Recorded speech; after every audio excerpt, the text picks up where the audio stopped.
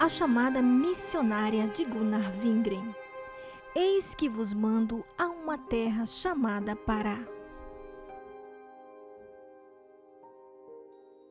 Em uma das reuniões de oração em South Bend, um membro da igreja, Adolfo, foi usado em profecia, dizendo que Gunnar Wingren iria para o Pará.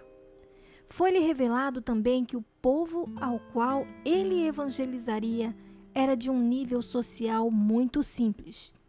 Ele deveria ensinar-lhes os primeiros rudimentos da doutrina do Senhor. Naquela ocasião, o Espírito Santo revelou-lhe a língua daquele povo, o idioma português. Ele também lhe disse que comeria uma comida muito simples, mas Deus lhe daria tudo o que fosse necessário. O Espírito Santo disse-lhe ainda que ele iria se casar com uma moça chamada Strandberg. Tempos depois, Wingren casou-se com a missionária sueca Frida Strandberg. O que faltava era saber onde se localizava o Pará. Ali ninguém o conhecia. No dia seguinte, Wingren disse ao irmão Adolfo: "Vamos a uma biblioteca aqui na cidade para saber se existe algum lugar na terra chamado Pará." Sua pesquisa fez-lhe saber que no norte do Brasil havia um lugar com esse nome. Confirmou-se então, mais uma vez, que Deus lhe tinha falado. Aceitou sua chamada com inteira convicção de sua origem divina. Em novembro de 1909, Wingren conheceu Daniel Berg em Chicago, quando estava buscando o batismo com o Espírito Santo. No ano seguinte, enquanto Berg estava trabalhando numa quitanda em Chicago, o Espírito Santo mandou que ele se mudasse para South Bend, Indiana, onde Wingren era pastor da igreja. Berg deixou o seu trabalho, foi para South Bend e disse a Wingren: "Irmão Wingren, Jesus ordenou-me que eu viesse me encontrar com o irmão, para juntos louvarmos o seu nome." Wingren respondeu-lhe: "Está bem." Um dia sentiram que era da vontade de Deus que fossem à casa de Adolfo, o homem que Deus havia usado quando chamou Wingren para o Brasil. Chegaram à sua casa num sábado à tarde, justamente quando ele estava chegando do trabalho.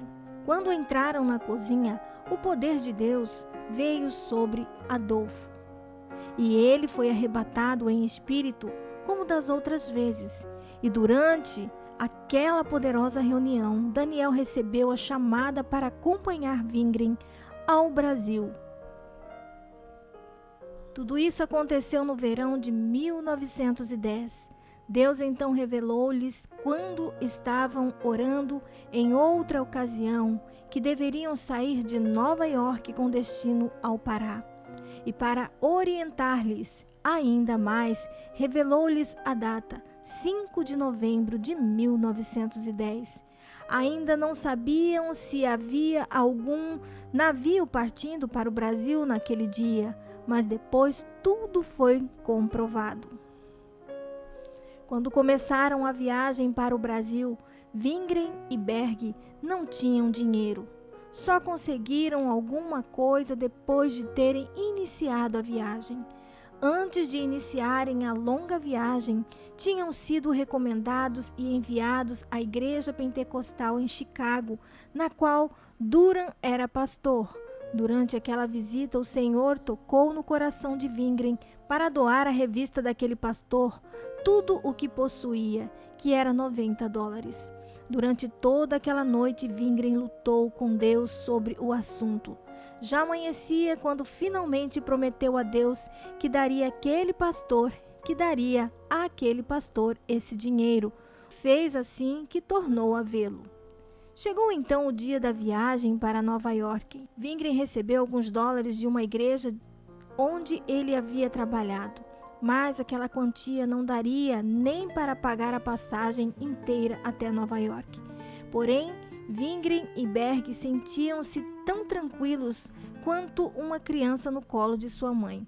Alguns crentes acompanharam-nos até a estação. Depois de orarem na sala de espera, embarcaram no trem.